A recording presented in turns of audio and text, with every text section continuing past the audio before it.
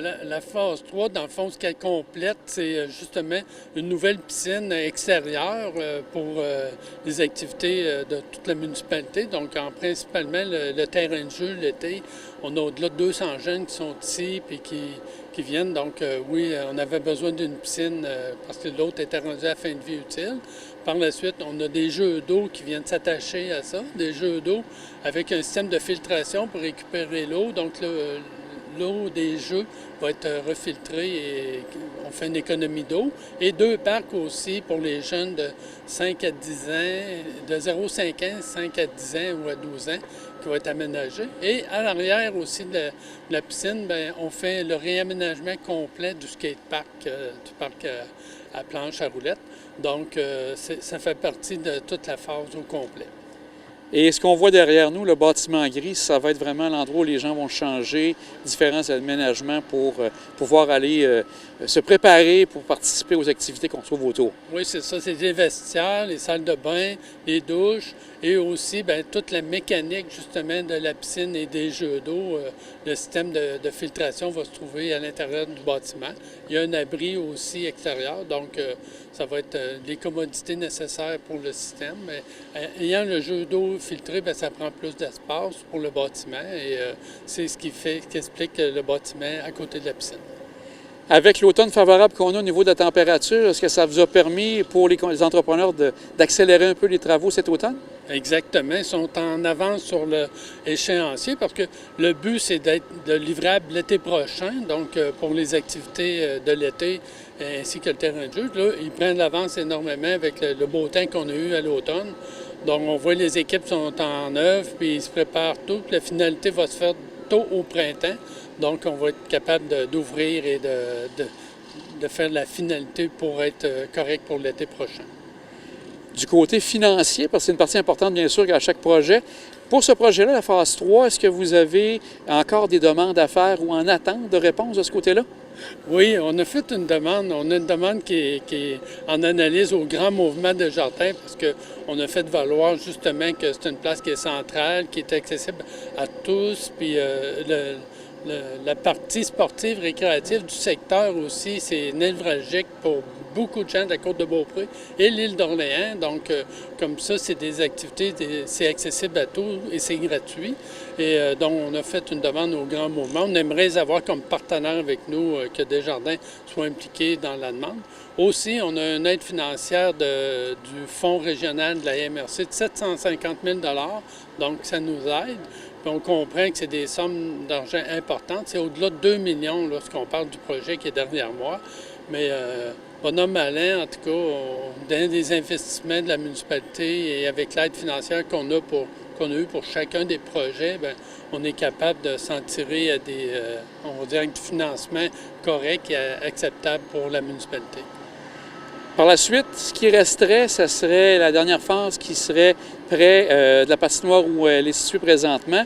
Est-ce que ça, de ce côté-là, vous aussi, vous êtes en attente d'un projet? Oui, on est déjà prêt parce qu'on est toujours à l'avant-garde de nos projets. Tout ça. Là, on a déposé justement au nouveau programme d'infrastructures récréatives et sportives. C'est la ministre Charest qui a annoncé le nouveau programme. On était prêt, on a fait une demande. Nous, ce qu'on va compléter, la phase finale, dans le fond, de tout le réaménagement de l'aspect communautaire et loisirs du secteur, c'est une patinoire couverte qui va se situer en arrière du centre communautaire, tout près, donc qui va être accessible à tous aussi. Et l'hiver, c'est une patinoire, mais l'été, c'est un bâtiment qui va être utile pour toutes nos activités. Si on parle de Saint-Jean-Baptiste, on parle des activités extérieures, bien, avec une patinoire couverte, bien, on peut les tenir peu importe la température. Donc, on est rendu là. Les plans sont faits, tout est fait. C'est une question de financement puis du programme d'infrastructures récréatives et sportives que le gouvernement vient de mettre en place justement pour inciter les bonnes habitudes de vie, le sport, tout ça. Bien, je pense qu'on est un site idéal pour ça et on a déposé, on est prêt. Donc, aussitôt qu'on a une confirmation positive, bien, nous, on est prêt à la réaliser tout de suite.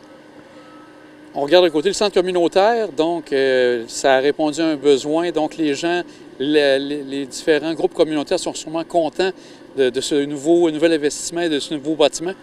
Ah oui, oui. Écoute, les gens sont contents. La FADOC est content. Tous nos organismes, je parle aux fermières, de l'ange gardien, les gens en général, il est déjà très prisé, très utilisé. On a de la misère justement à gérer les demandes puis d'arriver parce que faut comprendre que c'est un nouveau bâtiment. Il y a quand même de la technologie au niveau de la mécanique, au niveau de l'entretien du bâtiment. Donc, il est en rodage pour un an, fait qu'on fait du mieux qu'on peut. Puis on essaie de suffire à la demande, mais la demande est plus élevée que le bâtiment est capable d'en prendre. Bon, c'est un heureux problème, mais il ne faut pas oublier l'objectif numéro un, c'est un centre communautaire pour la population. Donc, on veut l'utiliser de cette façon-là. Je vous dirais que les gens de la FADOC sont très heureux de leur nouveau local qui est situé en avant, en haut. Là. Donc, ils viennent tous les mercredis, c'est les parties de cartes, ils font d'autres activités. Puis on est content qu'ils l'utilisent parce que c'est le but de notre centre communautaire. Donc, les travaux, c'est une grosse partie pour cet automne pour vous et ce printemps. Pour la municipalité de Lange-Gardien, est-ce qu'il y a d'autres éléments que vous retenez pour cet automne qui sont à retenir pour la population, pour les gens de Lange-Gardien ou aussi pour la Côte-de-Beaupré, où actuellement, on est assez avancé dans les différents dossiers? Écoute, mais mis à part le secteur du centre communautaire puis de la piscine, on a fait d'autres travaux majeurs dans le chemin Lucien-Lefrançois aussi. On a eu des travaux pour au-delà de près de 2 millions de dollars, justement, de la réfection, des ponceaux changés. Il y a des places où on dit un ponceau, mais c'est quasiment, je veux dire, comment je dirais bien ça? C'est quasiment un viaduc, c'était majeur comme infrastructure. Le pavage, tout ça, réaménagement. Là aussi, on a profité pour commencer un aménagement de pistes cyclables parce que c'est un secteur, le chemin Lucien-Lefrançois, c'est un secteur qui a de plus en plus de jeunes. Il y a du développement dans ce secteur-là, donc on trouvait que c'était important. Donc on a fait sur 2 km là, une piste cyclable, puis on va y aller par phase, mais le but, ça va être secteur aussi qu'il y ait une piste cyclable ou une place sécuritaire pour marcher et pour ce secteur-là. Ça, c'était assez majeur. On a d'autres infrastructures qu'on a renouvelées que les gens ne voient pas nécessairement, mais que c'est des bons montants d'argent. On parle de système de poste de pompage, de pression d'eau.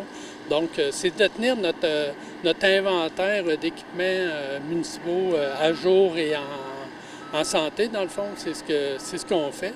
Donc, c'est tout ça qu'on a fait pendant l'été, pendant la période de travaux. Puis, c'est sûr que lorsqu'on a on parle des actifs municipaux, il faut les garder en bon état et s'en occuper. Donc, ça aussi, on est soucieux là-dessus. On travaille beaucoup pour conserver ce qu'on a. Pour une bonne gestion de la municipalité. On en profite toujours pour se parler aussi des dossiers qui touchent la MRC. J'ai vu que dernièrement, vous avez eu une journée de réflexion stratégique pour définir une vision régionale pour la MRC. Est-ce qu'il y a déjà des éléments qui ont ressorti ou là, vous êtes dans les débuts de ces discussions? Bien, on a eu une bonne discussion. On appelle ça un lac à l'épaule. Toutes les maires ont été accompagnés de nos fonctionnaires. Donc, c'est pour être sûr de donner notre vision régionale, parce que le rôle de la MRC, c'est le développement économique, c'est tout l'aménagement du territoire et les ententes on va dire les ententes qu'on peut mettre intermunicipales ensemble. Donc, on s'est donné, justement, on s'est assuré qu'on était tous sur la même longueur d'onde. Je ne vous cacherai pas qu'on a parlé assez grandement de la situation du Mont-Saint-Anne, puis où on se positionne là-dedans en tant que MRC. Puis on dit un gouvernement de proximité, là, on va faire valoir notre point de vue au gouvernement du Québec. Le gouvernement de proximité, c'est nous, c'est notre territoire. Donc, on veut travailler en collaboration avec tout le monde. C'était un gros sujet qu'on a emmené. On a d'autres sujets aussi de développement économique qui s'en viennent. On a des opportunités extraordinaires sur notre territoire. Puis, il faut s'assurer de bien les saisir et qu'on soit tous au même niveau, justement, dans les projets qui sont à venir. On pourra reparler plus tard. Mais quand même, je dis, avec le potentiel de la Côte-de-Beaupré qu'on a, avec tout le territoire qui est extraordinaire, on fait l'envie de bien d'autres MRC au Québec. Il faut qu'on soit choyé, on est choyé, mais il faut qu'on soit conscient de la chance qu'on a de notre territoire avec le fleuve, les montagnes. En période d'automne, c'est extraordinaire les paysages qu'on a chez nous. Donc, on a ça qu'on a mis, on s'est fait une bonne mise à jour, on s'est entendu, puis sur tous les sujets qu'on a discutés, là, on est unanime. Là. Vous allez voir dans les prochains jours, là, on va faire des sorties, on va rendre compte à la population de notre vision commune qu'on a. Puis, c'est agréable de voir qu'on travaille tous dans le même sens, on met tous l'épaule à la roue, puis on a une belle unité régionale. Fait que je suis assez fier de la table des maires qu'on a présentement, de l'ouverture, des échanges qu'on a. Ça a été agréable, puis des fois, je dis, on a même du plaisir ensemble, fait que c'est correct. mais c'est quand même très positif pour notre région, puis on sent que tout le monde travaille, tout le monde se sent impliqué, et on a une bonne collaboration. Donc, on n'est pas parfait, je dirais pas ça, mais on se rapproche. Au niveau de la RCR, parce que j'ai eu l'occasion de parler avec M. Pierre Renaud par rapport à ça, on est en attente, bien, tout le monde est en attente de la réponse du gouvernement. Est-ce que là, ça semble se débloquer pour éventuellement une réponse? Parce que la saison est presque à nos portes. Là. Oui. Là-dessus, nous, on est aux aguets, puis ça fait, comme je vous disais tout à l'heure, ça fait partie de nos réflexions, mais là, ça fait partie de nos discussions aussi avec le gouvernement du Québec, parce qu'on est clair avec eux qu'on fait partie de la solution en tant que région. La MRC, les élus, on veut être impliqués, puis on veut être partie prenante de tout ce qui va se passer en ce qui concerne la montagne, le rang Saint-Julien, Saint-Fériol, le ski de fond, tout. On veut vraiment que ça soit justement, qu'on soit dans le coup et que ce ne soit pas les autres qui décident à notre place. Parce qu'on ramène tout le temps le gouvernement de proximité. On a eu des pouvoirs, les MRC, les élus, les municipalités. Donc, bien, c'est le temps de prouver que, justement, on est capable de les assumer et de les faire. Je vais vous faire sourire avec le prochain sujet. La résurrection du troisième lien, on s'en était parlé, de voir que ça changeait, ça a amené de la déception ici pour les MRC autour de Québec. Est-ce que là, vous voyez quelque chose qui peut être intéressant ou on est vraiment au début embryonnaire de cette résurrection, on pourrait dire, du troisième lien? Écoute, en ce qui me concerne, là, ça ne pouvait pas être un projet qu'on mette de côté et qu'on dise ça se peut pas parce que ça date tellement de plusieurs années, puis c'est un projet à long terme, puis c'est une vision à long terme. Puis c'est pas seulement, ça, c'est un projet vraiment pour l'Est du Québec, hein, c'est pas pour la Ville de Québec, c'est pour l'Est du Québec, dont on fait partie. Donc, et la région d'en tirer bénéfice, je suis déjà convaincu. Mais la façon que, la position qu'on a prise, nous autres, au niveau de la MRC, c'est que oui, on est d'accord pour un troisième lien, on est d'accord pour un troisième lien à l'Est, puis on veut être consulté, puis on peut donner notre idée. Tant qu'à la réalisation de la façon qu'ils vont le réaliser, bien, ça serait le fun que ça soit quelque chose qui serait possible, hein? Pas dans l'imaginaire, là, mais quelque chose de réaliste. Il y a les coûts, on comprend tout ça, mais je veux dire, avec la région, puis tout le développement, puis l'accessibilité qu'on a besoin, on parle de transport lourd, on parle de transport collectif, bien, ça doit faire partie des réflexions et des solutions pour rejoindre les deux rives. Depuis cette entrevue réalisée le 12 octobre, le dossier du Mont-Sainte-Anne a fait de nouveau jaser. Le 16 octobre, la mairesse et les maires de la MRC de la Côte-de-Beaupré ont réagi en bloc et ont exigé des solutions immédiates de la part du gouvernement provincial dans le dossier de l'avenir du Mont-Sainte-Anne. Le 17 octobre, le ministre de l'Économie, Pierre Fitzgibbon, a fermé la porte d'une aide financière à court terme dans le dossier du Mont-Sainte-Anne. Le 18 octobre, le préfet de la MRC, Pierre Lefrançois, le maire de Beaupré, Pierre Renaud, et la directrice générale d'Alliance Affaires Côte-de-Beaupré, Marie-Julie Paradis, ont réagi ensemble sur les ondes de Radio-Canada pour indiquer leur déception à la suite de la réponse de M. Fitzgibbon, mais ne comptent pas baisser les bras et souhaitent que cette réponse ne soit pas définitive. Ils demandent être entendus et avoir une rencontre avec le cabinet du ministre Fitzgibbon.